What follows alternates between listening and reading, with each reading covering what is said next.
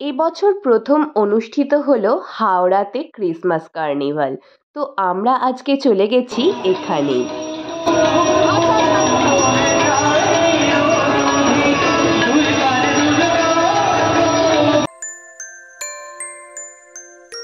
ষষ্ঠীনারায়ণ eco park অর্থাৎ ডুমুরজলায় যেখানে শিবাজি সংঘ আছে সেই জায়গাটাতেই আজকে অনুষ্ঠিত হচ্ছে ক্রিসমাস কার্নিভাল।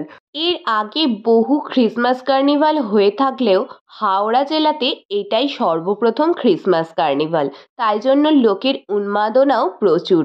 দেখুন, প্রত্যেকেই প্রায় বেরিয়ে পড়েছে এই ক্রিসমাস কার্নিভাল এনজয় করতে। এই কার্নিভালটি শুরু হয়েছে 22শে ডিসেম্বর 2023 থেকে, আর এটি চলবে 2রা জানুয়ারি 2024 পর্যন্ত। সময় হলো দুপুর 2টো থেকে রাত্রি 10টা।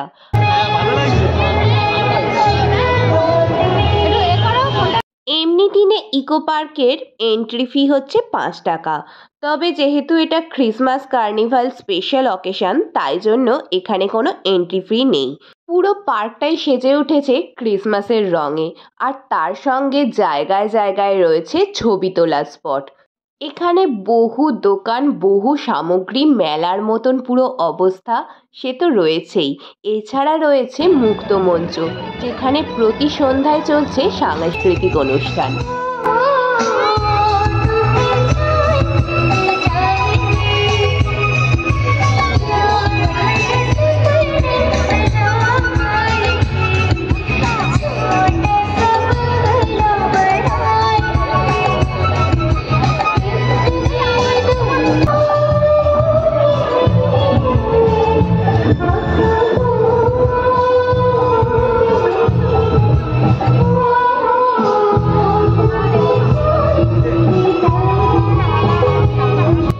স্টলটি এখন দেখছেন, এটি হচ্ছে স্বনির্ভর গোষ্ঠী স্টল।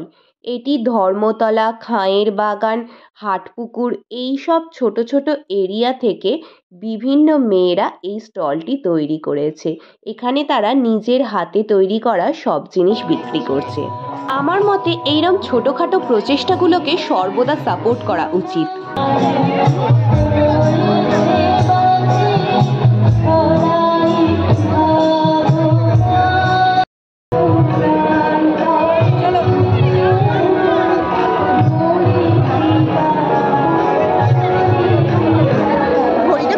দেখতে দেখো ঘড়িটা।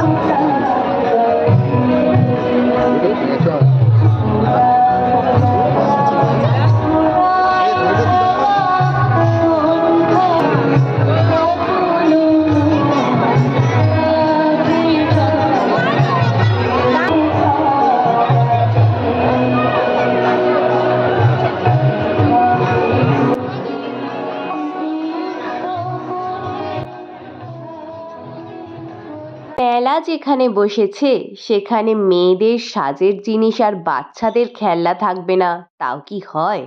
আর খাবার দোকান সে তো থাকতেই হবে। বেলিলিয়াস রোড ফেমাস অমৃতভোগের স্টল বসেছে এখানে, এছাড়া বসেছে নক্সের স্টল। আর মেলা যেটা ছাড়া অসম্পূর্ণ সেটা হচ্ছে গরম গরম জিলিপি, তাই জন্য মেলাতে জিলিপি তো মাস্ট।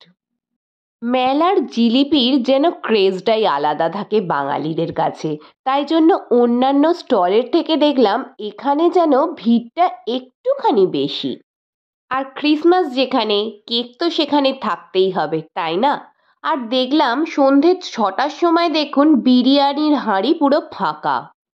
আচ্ছা বলুন তো, এই মেলাতে এম করে বেলুন ফাটাতে কে কে ভালোবাসেন? ছোট থেকে আমার কিন্তু এইটা খুব ফেভারিট একটা গেম।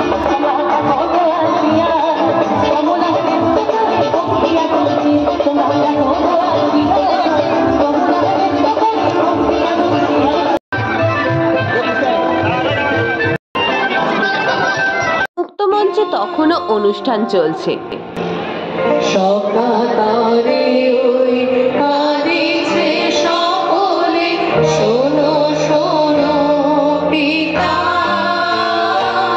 অনেকক্ষণ মেলা ঘোরাঘুরির পর এবার আমরা ট্রাই করে নিলাম টর্নেডো পটেটো রোল। এই রোলগুলো অনেকবার দেখেছি কিন্তু সত্যি বলতে কোনো দিন খাওয়া হয়নি, তাই আজকে মেলায় ভাবলাম এটাই ট্রাই করা যাক। তো একটি অর্ডার দিলাম, কিন্তু এত সময় লাগলো এর জন্য যে খাওয়ার ইচ্ছাটাই পুরো চলে গেল। যাই হোক, অবশেষে এটি হাতে পেয়েছি এবং টেস্ট করে দেখলাম, নো ডাউট ভালোই টেস্ট। আর সত্যি বলতে সেই ছোটবেলার মতো যখন বাবা কিছু মেলা থেকে কিনে খাইয়ে দেয়, এটা কিন্তু ছোট হোক কি বড়, সব মেয়েদের কাছেই একটা অন্য ফিলিং আসে। আর তারপর একটু চা খেয়ে নিলাম। যাই হোক, চায়ের টেস্টে আর যাচ্ছি না। আমরা এখন চলে এসেছি ক্রিসমাস কার্নিভালের রাইড সেকশনে। এখানে বাচ্চাদের জন্য দেখুন বোটিংয়ের ব্যবস্থা করা হয়েছে কৃত্রিমভাবে, জল তৈরি করে এখানে বাচ্চাদের আনন্দ দেওয়ার জন্য বোটিংয়ের ব্যবস্থা করা হয়েছে। এটা জাম্পিং রাইড। আর এই দিকে এই যে স্লিপটা আছে এটা পার্মানেন্ট, এখানে এই পার্কটার এটা পার্মানেন্ট স্লিপ, এখানেই এখন বাচ্চারা এনজয় করছে। এখানে মাঠ করা আছে যেখানে বাচ্চারা খেলছে।